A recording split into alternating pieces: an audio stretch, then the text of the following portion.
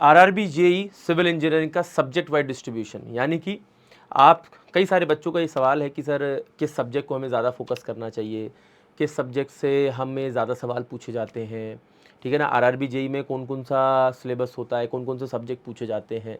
तो देखिए, हमने जो 2018 में वैकेंसी आई थी जिसका पेपर 2019 में हुआ था, ठीक है ना, तो उसमें क्या क्या सब्जेक्ट से कितने कितने सवाल आए थे उसका एक सब्जेक्ट वाइज डिस्ट्रीब्यूशन बनाया है, ठीक है ना। 4 शिफ्ट में पेपर हुआ था, इन चारों शिफ्ट का मैं आपको सब्जेक्ट वाइज डिस्ट्रीब्यूशन दिखा देता हूँ और बता देता हूँ, तो उससे आपको एक हेल्प मिल जाएगी कि किस सब्जेक्ट से कितने सवाल थे और आपको कैसे क्या तैयारी करनी चाहिए अपनी, ठीक है। और उसके बाद भी कोई डाउट रह जाता है तो मैंने आपको देखो यहाँ पे ईमेल आईडी लिखी है अपनी, shubham.agarwal.faculty@the-textbook.com। आप इस पर ईमेल करके अपनी बात मुझ तक डायरेक्टली पहुँचा सकते हैं, ठीक है। तो देखिए, अगर मैं इसका सब्जेक्ट वाइज डिस्ट्रीब्यूशन दिखाऊँ आपको, तो ये देखिए, तो जो आपका टेक्निकल सिविल इंजीनियरिंग वाला पार्ट है उसके अंदर आप देखें तो एयरपोर्ट इंजीनियरिंग के भी 1-2 सवाल थे इसके अंदर, ठीक है ना। और बाकी आपसे कंस्ट्रक्शन मटेरियल के तो बहुत ज़्यादा, यानी कि बिल्डिंग मटेरियल। अच्छा, आरआरबी जेई में एक खास बात ये है कि जैसे एसएससी जेई है उसमें आपसे सवाल बिल्डिंग मटेरियल से पूछा जाता है, लेकिन इसमें कंस्ट्रक्शन मटेरियल में कई सारी चीज़ें आ जाती हैं। जैसे बिल्डिंग मटेरियल्स तो आता है, लेकिन बिल्डिंग कंस्ट्रक्शन भी आता है, बिल्डिंग मेंटेनेंस भी आता है, बिल्डिंग फिनिश भी आता है, बिल्डिंग रिपेयर भी आता है। तो कई सारे ऐसे पार्ट हैं जिससे कि एक काफ़ी बड़ा सिलेबस बन जाता है बिल्डिंग मटेरियल्स का, ठीक है। तो 22 नंबर, 30 नंबर, 24 नंबर, 25 नंबर, इस तरह से सवाल हैं, ठीक है ना। अच्छा, फिर उसके बाद आप देखें तो डिज़ाइन ऑफ स्टील स्ट्रक्चर से भी 6-7 ऐसे सवाल हैं। तो ऐसा नहीं कि स्ट्रक्चर 1 या 2 नंबर की आ रही है, 6-7 नंबर की आ रही है। इन्वायरमेंटल इंजीनियरिंग भी आप देखेंगे तो किसी में 5, 6, 8 ऐसे नंबर की आ रही है, यानी कि इन्वायरमेंट का भी एक अच्छा खासा हिस्सा है। अच्छा, इस पेपर में एक खास बात और भी है कि इसमें, ठीक है ना, आपसे कई सारे सब्जेक्ट से, मतलब हर सब्जेक्ट से लगभग सवाल है।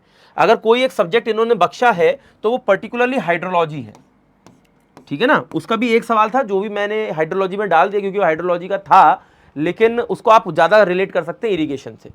अगर आप पर्टिकुलरली इरिगेशन को देखेंगे तो 5, 4, 2 और 2 नंबर की पूछी गई है। तो इस चीज़ पर आपका थोड़ा सा फोकस इसमें होना चाहिए, राइट है। अब यहां पर मैं आरसीसी की बात करता हूं तो आरसीसी देखिए 5 नंबर की, 4 नंबर की, 5 नंबर की, 8 नंबर की। तो सब्जेक्ट्स के साथ क्या किया गया है, हेर फेर किया गया है थोड़ा सा, तो इस चीज पर भी थोड़ा सा आपको फोकस रखना है। अच्छा, इसमें एक देखिए और भी जो सब्जेक्ट है काफी ज्यादा उभरा हुआ है, वो है soil mechanics. 9 number, 10 number, 8 number, और सोम भी एक शिफ्ट में 13 नंबर की आई हुई है। तो मैं इसमें, मतलब अगर आप मेरे से एक ओवरव्यू बनाने के लिए कहें, हालांकि आपको नंबर्स तो नजर आ ही रहे हैं, ठीक है ना। इसमें 2 सब्जेक्ट मिसिंग भी हैं, वो भी मैं यहां पर लिख देता हूं, ठीक है ना। वो हाईलाइट करने के लिए मैंने इसमें नहीं मेंशन किए। एक है ऑटो कैड। ऑटो कैड के एक शिफ्ट में, मतलब एक किसी शिफ्ट में 2 नंबर के सवाल हैं, किसी शिफ्ट में 3 नंबर के सवाल हैं, मैंने किसी में 2 हैं, किसी में 3 है। और बिल्डिंग ड्राइंग, ठीक है ना, बिल्डिंग ड्राइंग के जो है, ठीक है ना, किसी शिफ्ट में 2 सवाल हैं, किसी में 2 सवाल हैं, मेजरली 2 ही मतलब थे। एक किसी शिफ्ट में शायद 1 या 3 नंबर थे, लेकिन ज़्यादातर में 2 नंबर। और एक था इंजीनियरिंग मैकेनिक्स, ठीक है ना। इंजीनियरिंग मैकेनिक्स के भी किसी शिफ्ट में 1 और किसी शिफ्ट में 2 सवाल थे।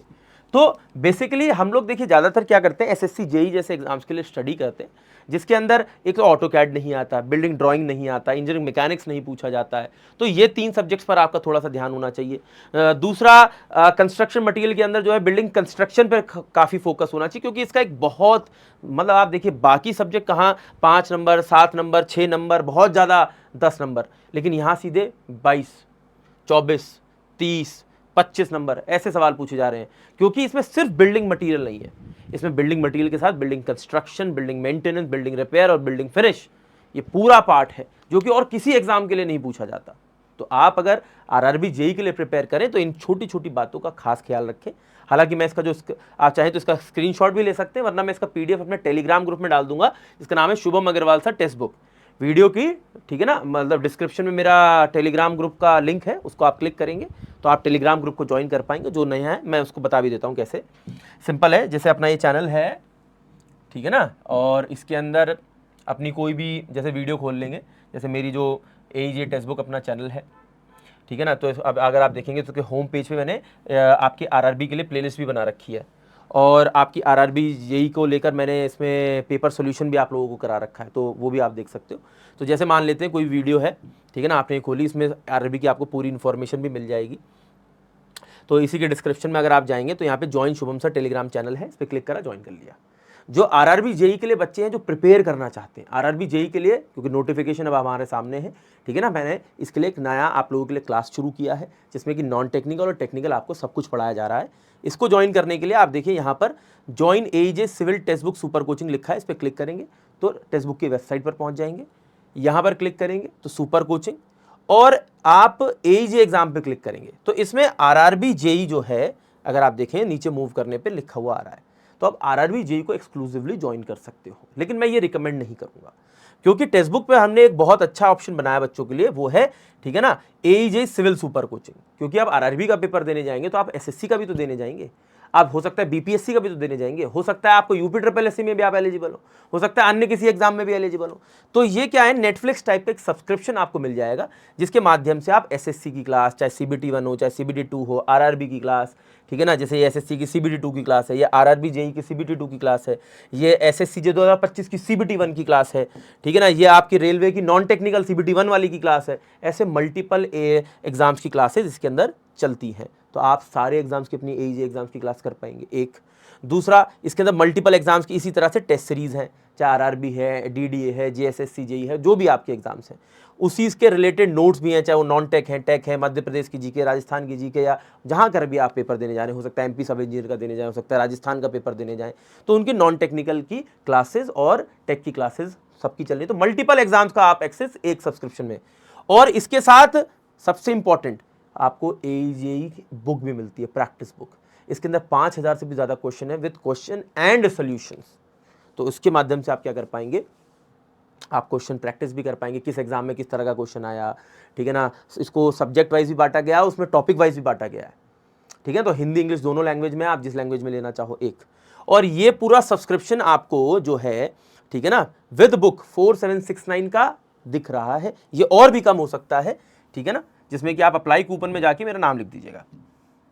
यहाँ पर मैं मान लेते हैं नाम लिख देता हूँ, शुभम सर, SHUBHAMSIR।